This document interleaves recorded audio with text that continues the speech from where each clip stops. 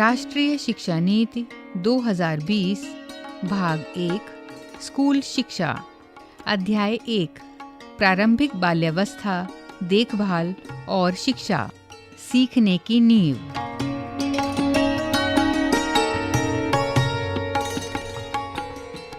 तो आइए सुनते हैं इसका ध्वनि पाठ। पृष्ठ संख्या 8।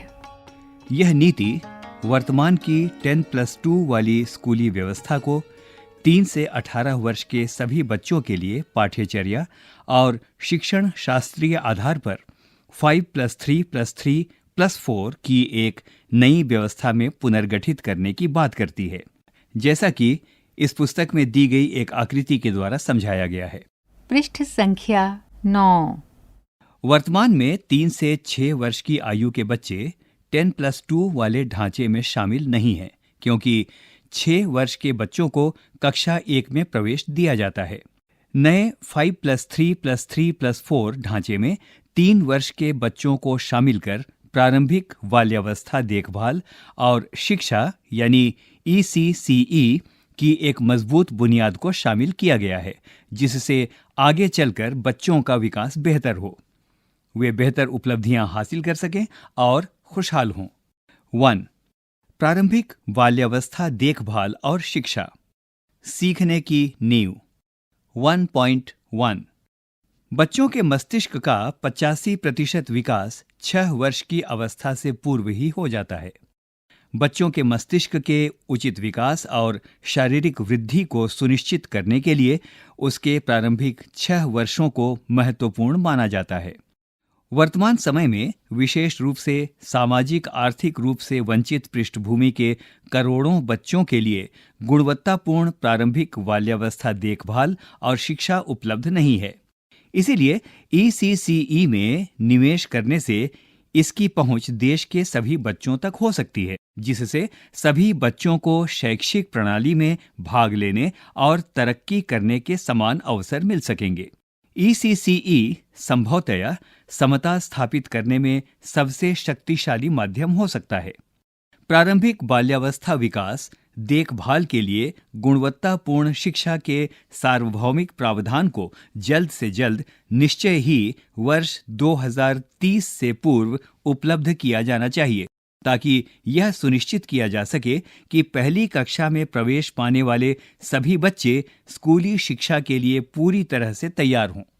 1.2 ECCE में मुख्य रूप से लचीली, बहुआयामी, बहुस्तरीय, खेल आधारित, गतिविधि आधारित और खोज आधारित शिक्षा को शामिल किया गया है, जैसे अक्षर, भाषा, संख्या, गिनती, रंग, आकार, इंडोर एवं आउटडोर खेल, पहेलियां और तार्किक सोच, समस्या सुलझाने की कला, चित्रकला, पेंटिंग, अन्य दृश्य कला, शिल्प, नाटक, कठपुतली, संगीत तथा अन्य गतिविधियों को शामिल करते हुए इसके साथ अन्य कार्य जैसे सामाजिक कार्य, मानवीय संवेदना, अच्छे व्यवहार, शिष्टाचार, नैतिकता, व्यक्तिगत और सार्वजनिक स्वच्छता, समूह में कार्य करना और आपसी सहयोग को विकसित करने पर भी ध्यान केंद्रित किया गया है।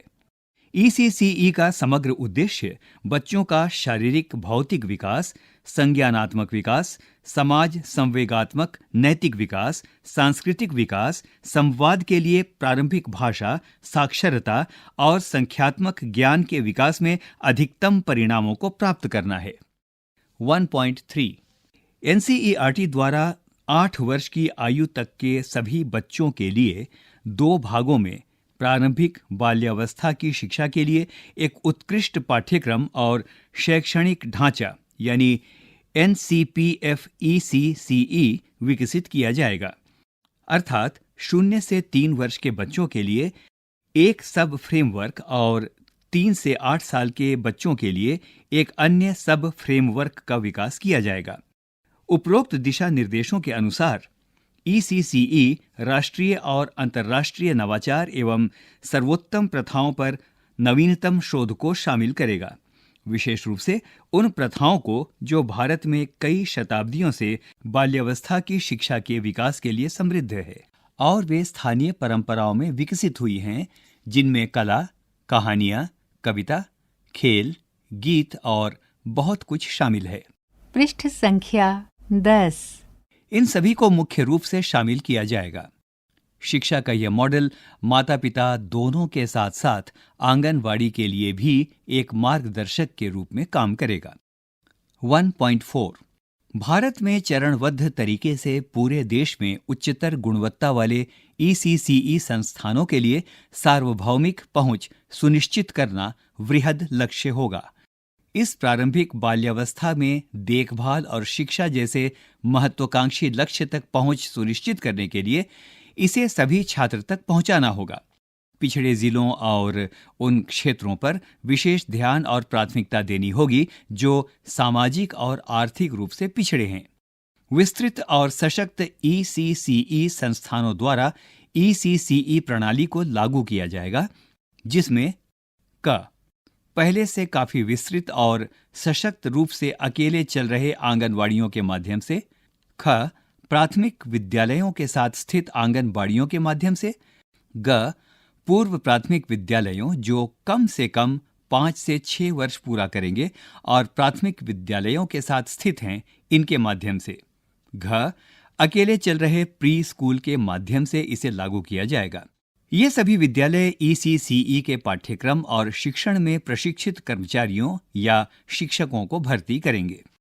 1.5 प्रारंभिक बाल्यावस्था देखभाल और शिक्षा यानी ECCE की सार्वभौमिक पहुंच के लिए आंगनबाड़ी केंद्रों को उच्चतर गुणवत्ता के बुनियादी ढांचे, खेलने के उपकरण और पूर्ण रूप से प्रशिक्षित आंगनबाड़ी कार्यकर्त्रियों एवं शिक्षकों के साथ सशक्त बनाया जाएगा।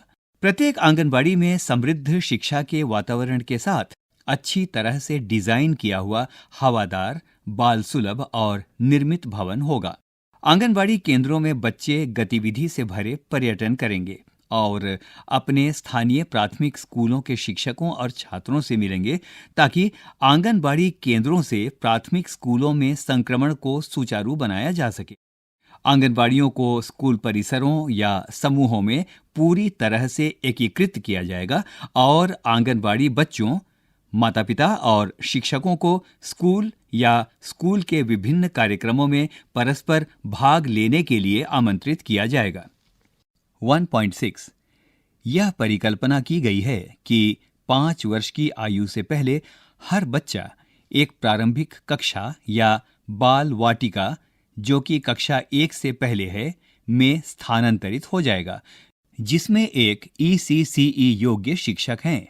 तैयारी कक्षा में सीखने को मुख्य रूप से खेल आधारित शिक्षा पर आधारित होना चाहिए, जिसमें संज्ञानात्मक, भावनात्मक और शारीरिक क्षमताओं का प्रारंभिक साक्षरता और संख्या ज्ञान विकसित करने पर ध्यान केंद्रित किया जाएगा।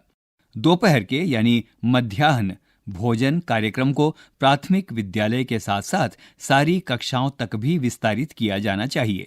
स्वास्थ्य के विकास की निगरानी और जांच परीक्षण जो आंगनवाड़ी व्यवस्था में उपलब्ध हैं, उसे प्राथमिक स्कूलों की तैयारी कक्षाओं के छात्रों को भी उपलब्ध कराया जाएगा।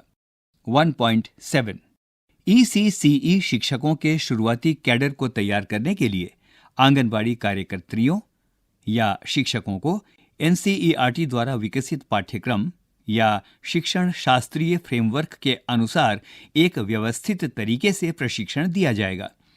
10+2 और उससे अधिक योग्यता वाले आंगनवाड़ी कार्यकर्त्री या शिक्षक को ECCE में 6 महीने का प्रमाण पत्र कार्यक्रम कराया जाएगा और कम शैक्षणिक योग्यता रखने वालों को 1 वर्ष का डिप्लोमा कार्यक्रम कराया जाएगा, जिसमें प्रारंभिक साक्षरता, संख्या और ECCE के अन्य प्रासंगिक पहलुओं को भी शामिल किया जाएगा। पृष्ठ संख्या 11। इन कार्यक्रमों को डिजिटल और दूरस्थ माध्यम से DTH चैनलों के साथ साथ स्मार्टफोन के माध्यम से चलाया जा सकता है, जिससे शिक्षकों को अपने वर्तमान कार्य में न्यूनतम व्यवधान के साथ ECCE योग्यता प्राप्त करने में सहूलियत मिल पाएगी। आंगनबाड़ी कार्यकर्त्रियों या शिक्षकों के ECCE प्रशिक्षण को शिक्षा विभाग के क्लस्टर रिसोर्स सेंटर द्वारा मेंटर किया जाएगा और निरंतर मूल्यांकन के लिए कम से कम एक मासिक कक्षा भी चलाएगा।